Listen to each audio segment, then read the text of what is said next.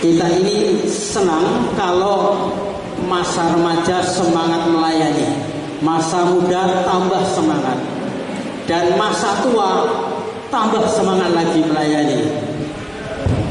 Kesukaan kita adalah firman Elohim. Itu yang menjadi bagian kita. Ada satu ketetapan dari Elohim Tuhan kita, bahwa ada satu umat yang dipilih oleh Elohim Yahweh sampai masa tuanya itu tetap segar, pada masa tuanya tetap bergairah, dan pada masa tuanya masih bisa berbuah. Itulah janji Bapa. Mari kita buka, saudara. Janji Bapa ini di dalam kitab Tehillim atau Mazmur 92. Kita baca ayat 13 sampai 16.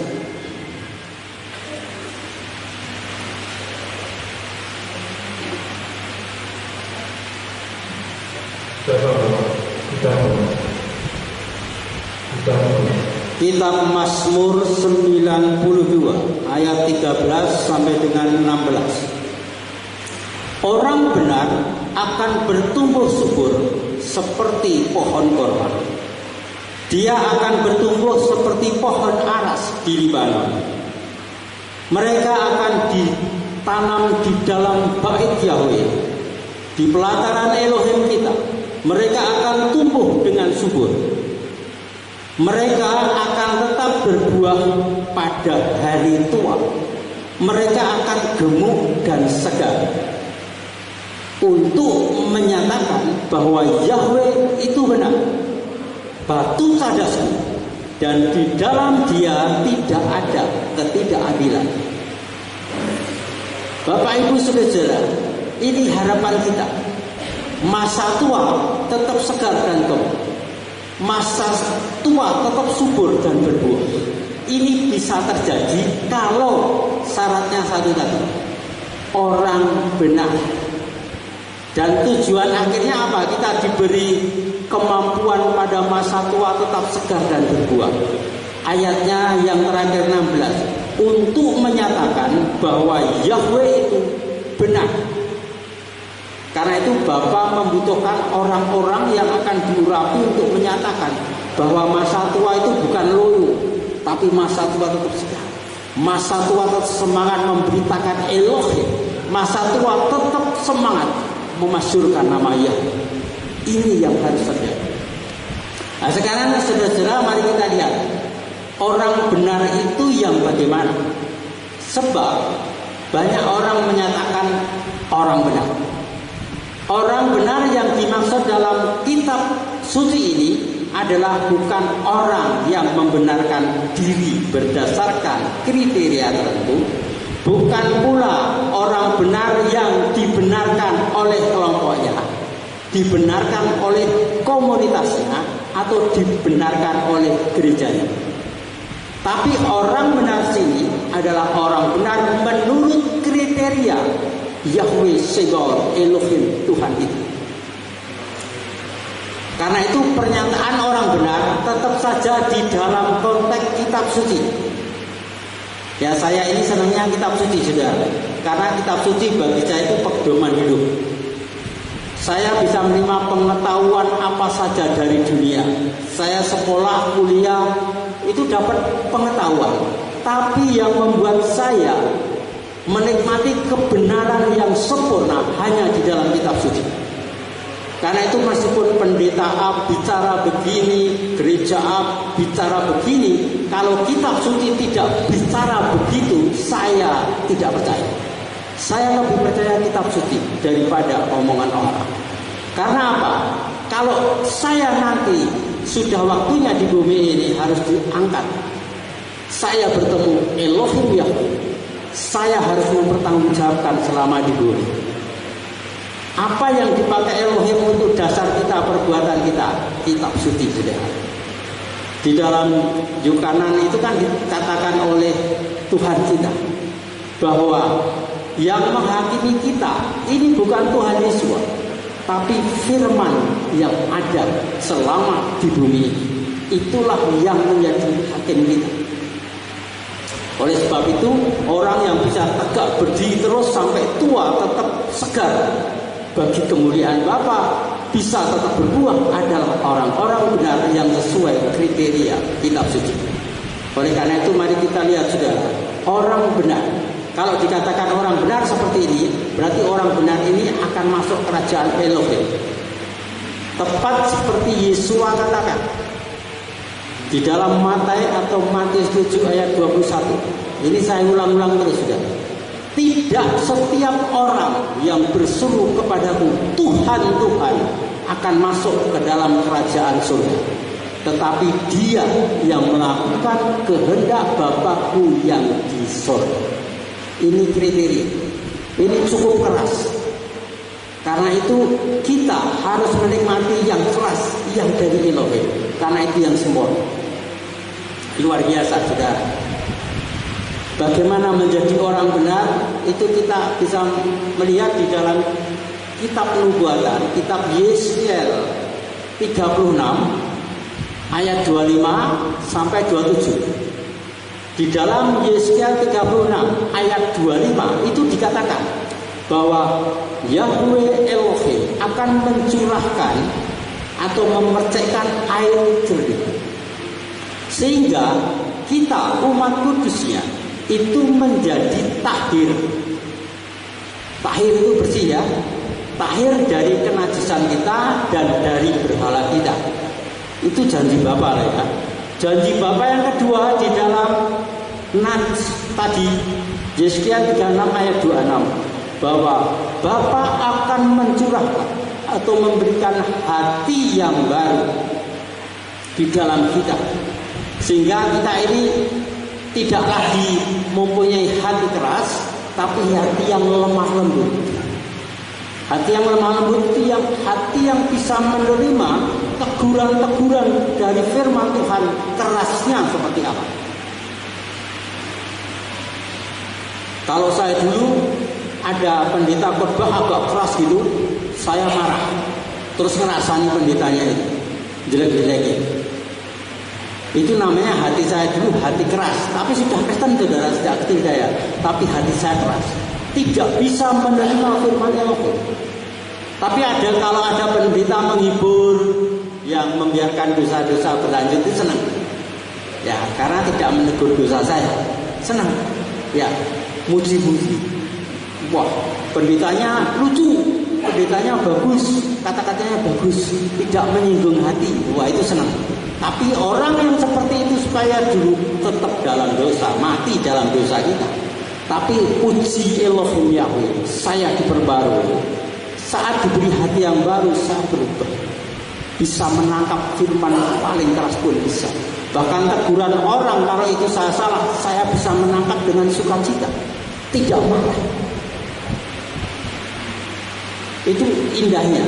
Kemudian yang ketiga, Yeskiel 36 ayat 27 itu dikatakan, itu kuncinya saudara, bahwa Bapa yang dari surga akan memberikan rohnya atau Roh Kudus kepada umatnya, sehingga umat itu yang dipenuhi Roh Kudus, Roh Elohim itu bisa mengingat peraturan-peraturan, ketetapan-ketetapan Elohim, bisa mengingat semua firman Tuhan dan mentaati firman Tuhan. Luar biasa, inilah orang benar saudara. Saya akan tunjukkan kepada saudara contoh konkret Kefa atau Petrus saudara, dan murid-muridnya yang lain. Ketika mengikuti Yesua kemanapun, melihat mujizat terjadi, diajarkan banyak hal tentang kebenaran, mereka itu semangat menangkapnya, tetapi cepat melupakannya. Omongannya besar, tapi lemah dalam praktek hidupnya. Itu Kefa atau Petrus dan yang lain sebelum diberi Roh Kudus. Jadi selama mengikuti Yesua, murid-murid itu belum diberi Roh Kudus saudara, belum diberi hati yang baru. Mereka masih duniawi, masih pengikut Yesua tapi duniawi saudara. Buktinya apa saudara? Di dalam Matius 26 Itu ketika perjamuan terakhir, perjamuan malam, itu sekitar petang ya, setelah jam 6 sore. Mereka mengadakan perjamuan. Yesua menyatakan rencananya untuk disiksa, dibunuh, menggenapi Torah untuk menjadi korban penebus dosa. Apa tanggapan Kefa atau Petrus saudara? Biar semua tersandung, saya tidak akan tersandung. Wah, omongannya gede kan, misalnya. Kemudian berikutnya, saat itu juga mengatakan, sekalipun saya mati bersamamu, bersama Yesua maksudnya, saya sama sekali tidak akan menyangkali itu. Itu di dalam teks Matius atau Matius pasal 26 ketika perjamuan malam. Kemudian setelah itu keluar, diajak keluar ke taman Getsemani juga malam itu juga, saudara. Yohanan, Yakub, Kefa atau Petrus bertiga mengikuti masuk, dan sebelum Yesua menyendiri berdoa, dia katakan, tunggu ya, temani aku 1 jam saja untuk berdoa. Siap, siap, semangat sekali. Saya mau berdoa 1 jam. Silakan guru berdoa. Saya mau berdoa bertiga. Beberapa menit, belum ada 5 menit apa? Mereka ketiganya tidur pulas sudah. Sang Mesias berdoa sungguh-sungguh sampai mencucurkan keringat yang bercampur darah karena beratnya beban doa selama 1 jam. Tapi ketiga muridnya tertidur. Mengapa bisa tertidur? Karena tanpa Roh Kudus. Karena belum ada hati yang baru.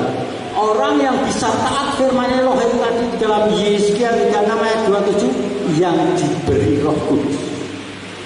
Yang diberi Roh Kudus.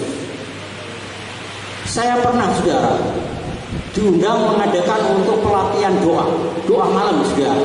Saya pasang kamera lengkap, kemudian saya bisa berdoa full. Nah, setelah itu kami koreksi di rumah, kita lihat video nanti.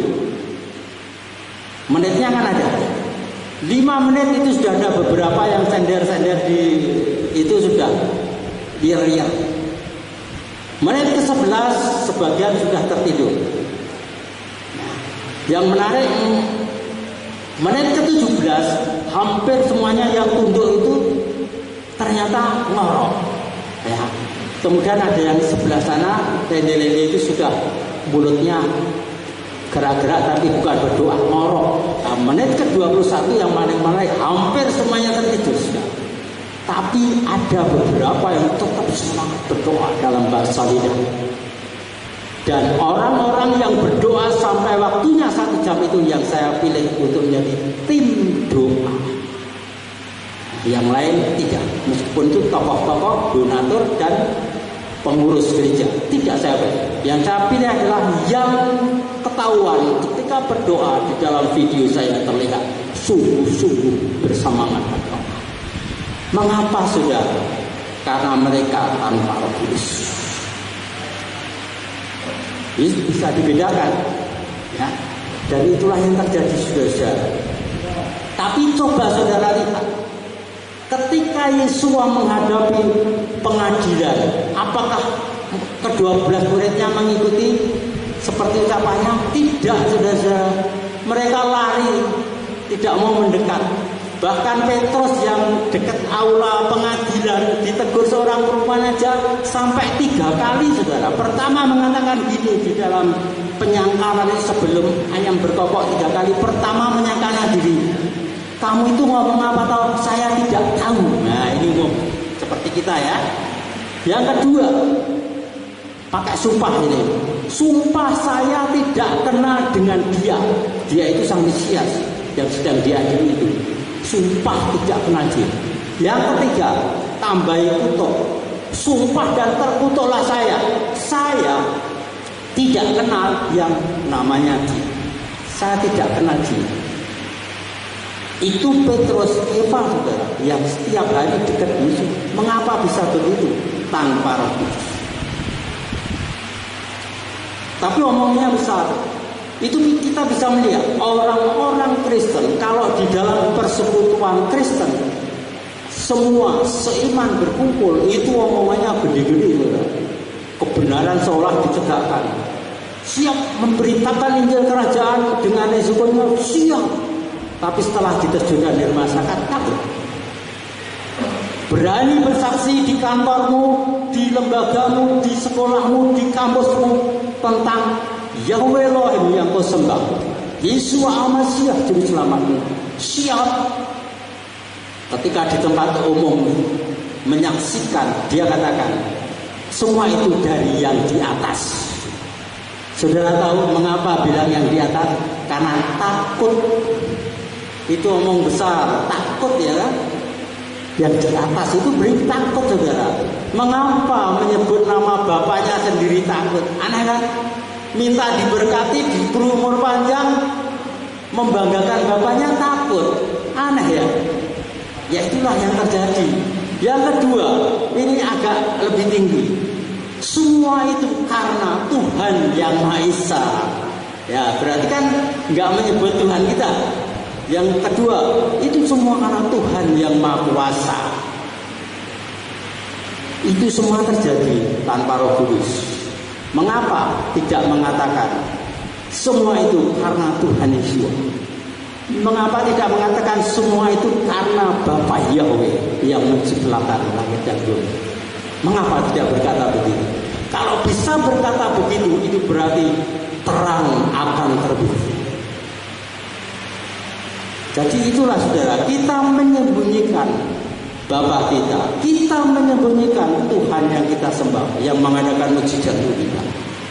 Namun saudara, ketika Roh Kudus sudah tercurah atas Kefa, Petrus dan muridnya, saudara bisa lihat di hadapan 3.000 orang kurang lebih, Petrus, Kefa itu seolah-olah yang dulu diajarkan Yesus firman-Nya itu nggatok di otaknya, saudara. Sehingga di khotbahnya itu dia bisa mengambil kitab Yoel pasal 2. Bukankah Yahweh berjanji akan mencurahkan rohnya? Mengambil kitab Yoel. Ingat kan? Tapi sebelum dipenuhi Roh Kudus gak ingat. Karena itu banyak pendeta, evangelis tanpa Roh Kudus itu kalau khotbah nyusun teksnya di rumah sampai stres ya. Saya sering dimintai, Pak buatkan khotbah, mendadak. Minggu depan saya harus khotbah. Minggu depan khotbah kok mendadak, aneh kan? Buatkan teksnya.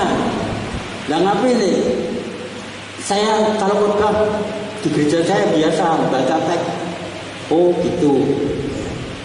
Kemudian kita melihat saudara, Kefa Petrus di samping itu menantang saudara kepada 3.000 yang dikhotbahi. Bertobatlah, baptiskah dirimu. Akhirnya 3.000 orang saudara dibaptis saat itu. Berani dia. Di mana-mana dia memberitakan nama Yesus Juru Selamatnya, berani. Bahkan menanggung risiko diancam pun berani. Mengapa? Ketika bersama Yesus tidak berani. Ketika itu ada perbedaannya. Petrus yang sudah dipenuhi Roh Kudus dan Petrus yang belum dipenuhi Roh Kudus. Itulah saudara. Dan orang yang bisa melakukan kehendak Bapa yang di surga, orang yang bisa ingat firman Tuhan dan yang taat. Di dalam kitab Yesaya 36 ayat 27 tadi dikatakan, ketika Yahweh mencurahkan rohnya, mereka bisa ingat firman-Nya dan taat. Nah, itu kuncinya. Mungkin saudara selama ini banyak baca, tapi kuncinya di situ. Ketika dipimpin Roh Kudus, mereka menjadi ingat firman-Nya dan taat. Bisa taat karena Roh Kudus di dalam kita. Dan orang yang seperti itu yang mengerti kehendak Bapa, melakukan kehendak Bapa sehingga menggenapi Matius 7 ayat 21. Dia tidak termasuk yang tidak melakukan kehendak Bapa, tapi yang termasuk mengerti kehendak Bapa dan melakukan kehendak Bapa. Oleh sebab itu, di dalam kitab Roma pasal 12 ayat 2 itu dikatakan gini, supaya bisa menjadi orang benar. Jangan menjadi serupa dengan zaman ini. Ya orang-orang yang sukanya baca buku positive thinking, buku-buku primbon, buku-buku pengetahuan sains, buku-buku semuanya ya, gadget dan terusnya sampai nggak tok, itu akan terbentuk manusia zaman ini, saudara. Tapi orang yang banyak bertemu dengan khotbah-khotbah yang diurapi Roh Kudus di dalam YouTube misalkan, kemudian banyak membaca kitab suci, banyak merenung kitab suci, banyak memuji menyembah dalam roh dan kebenaran, dia akan terbentuk sebagai manusia roh. Bukan seperti zaman ini, tapi seperti Yesus, seperti Roh Kudus, serupa gambar anak. Dan selanjutnya, untuk tidak menjadi seperti zaman ini, di dalam Roma 12 ayat 2 tadi dikatakan, perbaruilah pikiranmu, atau perbaruilah akal budimu. Ini syarat utama, saudara. Semua yang kita lakukan, kita ucapkan, kita dengar, berasal dari pikiran kita. Coba kalau saudara lelah sedikit, kemudian saudara berpikir, waduh ini mau sakit ini, maka semua organ tubuh akan mengikuti pikiran kita dan kita jatuh sakit. Ketika kita lelah, kehujanan, pikiran kita mengatakan, yang membuat saya sehat adalah Yeshua HaMashiach, sebab dia sudah menanggung segala kelemahan dan penyakit saya. Meskipun saya kehujanan, malam-malam saya tidak sakit, karena sakit saya sudah ditanggung dia. Saya tetap segar sehat.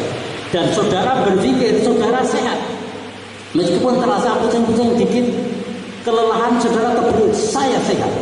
Yang terjadi beberapa menit dan seterusnya saudara segar sehat. Tapi ketika saudara berpikir, aduh kayak gini, saya biasanya kedinginan, masuk angin, muntah-muntah, jadilah seperti itu juga. Karena semua mengikuti pikiran kita. Nah, kita umat Elohim harus mengubah pola pikir kita. Seperti Roma 12 ayat 2 tadi. Berubahlah oleh pembaruan akal budimu. Berubahlah oleh pembaruan pikiranmu. Ini orang Kristen yang paling sulit di sini letaknya. Sehingga banyak capnya orang Kristen, tapi bukan pelaku firman Tuhan. Seperti orang dunia sama. Jadi kita bagaimana bisa menjadi seperti itu tadi pikiran ini.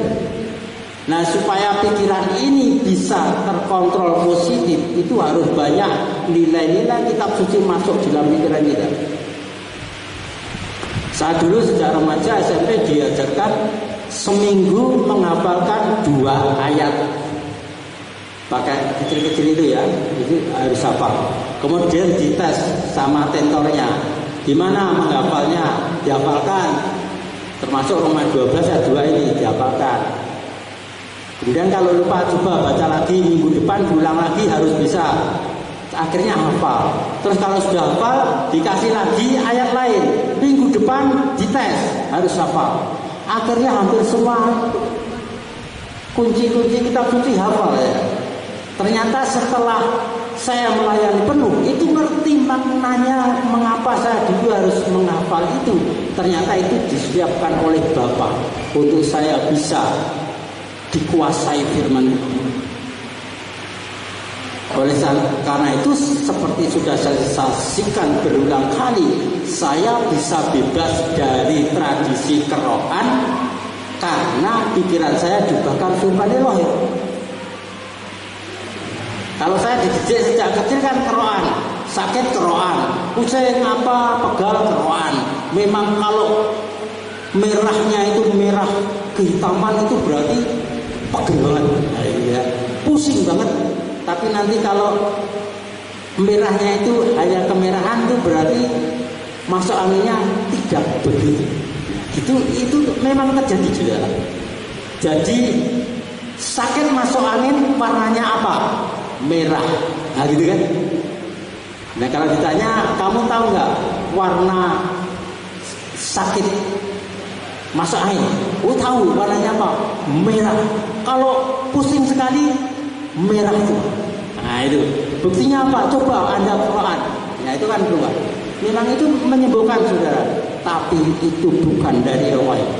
Karena itu saya menolak dari pikiran ini. Akhirnya saya bebas dari Quran. Ketika masih Quran saya sering lemah sakit. Masa hampir pelayanan pulang hujanan dikit masuk angin kerohan. Aneh kan? Ini berarti kan saya mikir kalah ini. Saya mendoakan orang sembuh, saya sakit. Dikit-dikit flu, pegang minyak angin. Dikit-dikit kerohan. Seperti itu yang saya alami sudah sejak anak-anak sampai remaja, pemuda seperti itu. Tapi setelah ketemu Roh Kudus sendiri, saya menyadari itu. Ini bukan dari Bapa, saya tolakkan. Ketika saya menolakkan dan 3 bulan setelah lepas kerohan, pengennya tetap kerohan sudah. Dan saya harus jungkir balik menahan tidak kerohan. Ya karena saya berdoa, Bapak gimana ini? Kalau sakit tidur aja, Roh Kudus tidak tidur. Akhirnya setelah 6 bulan saya merdeka, tidak pernah sakit. Hujan panas apapun nggak sakit, nggak masuk angin, nggak muntah-muntah seperti itu. Nggak pusing, nggak vertigo, ya nggak ada itu. Ya. Itu ternyata dibuktikan setelah bebas Quran malah sehat walafiat terus menerus. Ya. Sampai sekarang ini anugerah, itu anugerah dari Bapa Yahweh. Bapa itu tidak mau firman-Nya kalau dilakukan terus dia cabut. Kalau orang yang melakukan firman Elohim itu akan diberkati sesuai janji itu sudah. Jadi itulah yang terjadi. Jadi kita memperbarui pola pikir kita ya supaya jadi orang benar. Dan kita juga memperbarui pikiran kita. Yesus akan katakan, semula Yesus katakan, akulah terang dunia. Kemudian di Matius itu dikatakan apa? Kamulah terang dunia. Jadi murid-murid dikatakan, kamulah terang dunia. Nah, kita harus merubah pikiran kita. Saya terang dunia. Saya garam dunia. Kalau orang-orang itu melakukan kebiasaan yang salah, saudara tertarik juga melakukan yang salah, saudara harus berpikir, saya terang dunia, harus menerangi mereka. Meskipun saya mengenal Bapa Yahweh dan sekitar saya 1000 orang tidak pernah mengenal nama Yahweh, saya harus menerangkan Yahweh Bapa saya. Maka saudara di pekerjaan akan terangkan. Pertama ditekan dulu ketika saudara pamer nama Yahweh, ditekan dulu. Tapi ketika saudara tetap bertahan, yang terjadi apa? Saudara akan ditinggikan oleh nama Yahweh. Saudara akan diangkat dan saudara dibebaskan dari tekan-tekan. Anak saya itu saya ajari gitu, sekarang semua jadi kepala bagian. Ya. Dulunya ketika dapat itu namanya tunjangan ya, THR itu kan ketahuan pas Natalan gitu ya. Itu anak saya kan bilang, saya ada Natalan, lu kok gimana? Kamu kan Kristen, iya Kristen, jelaskan. Lu terus Tuhanmu siapa? Yahweh Elohim. Yahweh itu siapa? Jelaskan kesempatan. Akhirnya pimpinannya menerima. Oh gitu ya. Kalau begitu THR-nya bebas saja ya, udah bersamaan THR Idul Fitri aja ya teman-temanmu. Iya Pak, yang penting saya dapat duit. Ya. Mau Natal mau tidak sama. Ya, THR-nya jangan dihentikan tapi terus mengalir. Ya. Akhirnya apa? Dia santai kepada teman-temannya. Haleluya. Apa ya haleluya itu? Dia jelaskan haleluya itu pujilah. Ya itu Yahweh. Oh gitu ya. Akhirnya apa? Semua mengerti. Tadinya diejek, tapi saatnya dimuliakan.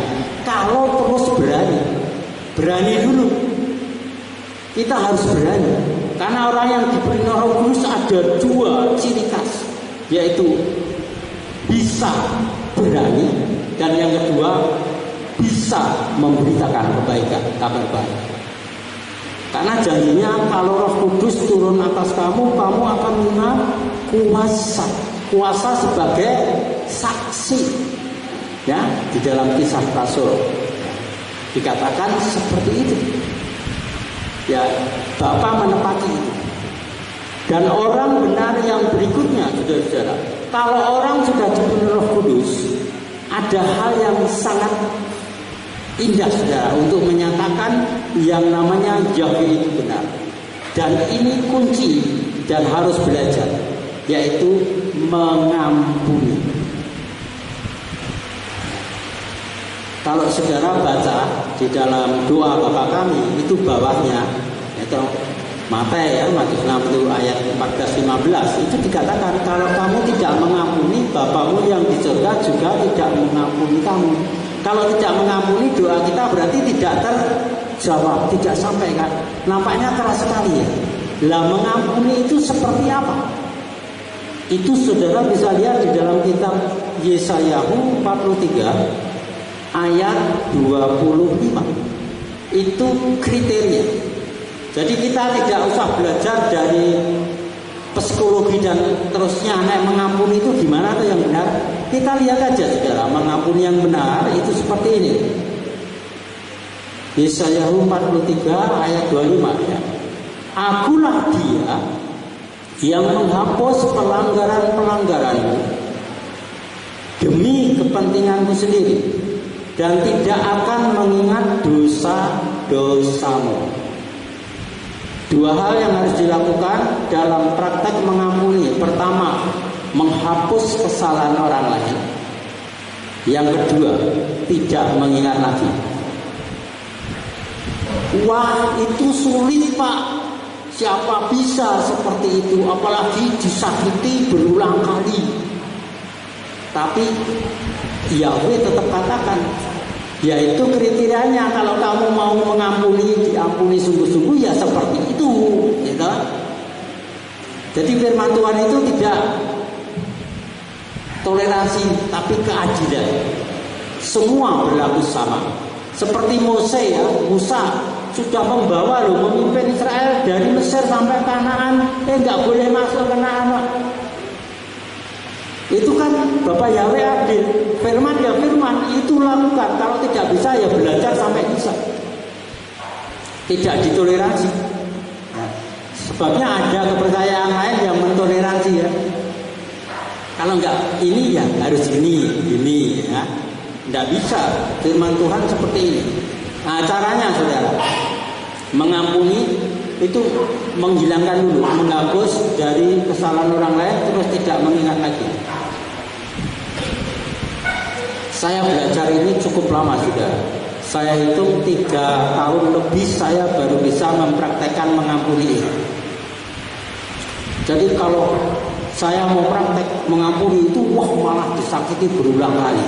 Kalau sudah disakiti itu, pikirannya kan pengen balas dendam kan. Yang kedua sakit. Terus kalau ketemu itu ya nggak enak. Ya, akhirnya apa? Itulah. Ketika mengampuni, maka saya harus melupakan kesalahan orang lain. Misalkan orang itu mengata-ngatai saya yang jelek di depan umum, saya pemimpin dikata-katai di depan umum, itu kan sakit ya. Terus saya harus melupakan kesalahan dia, harus tidak mengingat lagi kesalahan dia. Bisa tidak ya? Kalau Yahweh katakan bisa, harus bisa. Kalau mau jadi pelaku firman harus bisa menghapus kesalahan orang lain. Akhirnya saya belajar 3,5 tahun lebih saya baru bisa. Setelah itu saudara, kalau orang mengata-ngatai saya, menjelekkan saya terima. Mungkin cuma tersentuh sakit beberapa hari, habis itu saya menghapus itu dari pikiran hati saya. Dan saya belajar memandang orang itu seolah tidak pernah berbuat salah pada saya. Itu cara melupakannya saudara. Jadi saudara harus melihat orang yang menyakiti saudara berulang kali itu seolah-olah tidak pernah berbuat salah, seolah orang baik. Belajarlah saudara. Karena suami istri itu sering bikin sakit hati ya. Anak-anak bikin sakit hati, tetangga bikin sakit hati, kerabat bikin sakit hati. Ya itu bisa terjadi. Atasan kita, bawahan kita bisa bikin sakit hati. Tapi kita harus bisa menghapus dari pikiran kita, bisa melupakan orang yang berbuat salah pada kita. Sehingga setelah itu kalau saya bertemu orang lain yang pernah menyakiti saya, dia masih ingat saudara, tapi saya sudah melupakan. Ya. Ketika dia mau mengungkit masalah-masalah lalu yang menyakiti saya bilang stop, saya sudah lupa. Bicara aja yang lain. Lu kok bisa begitu? Akhirnya dia ikut-ikut caranya gimana? Akhirnya terjadilah seperti itu saudara. Karena itu mari saudara, mengampuni itu kunci. Dunia akan melihat kita terang kalau kita bisa mengampuni seperti itu, melupakan kesalahan orang lain. Jangan sampai kesalahan orang lain dibawa sampai mati. Ketika omong-omong sama orang lain, oh si A itu memang dulu kurang ajar sama saya, jelek banget sama, sengit saya. Itu sudah terjadi 20 tahun yang lalu misalkan.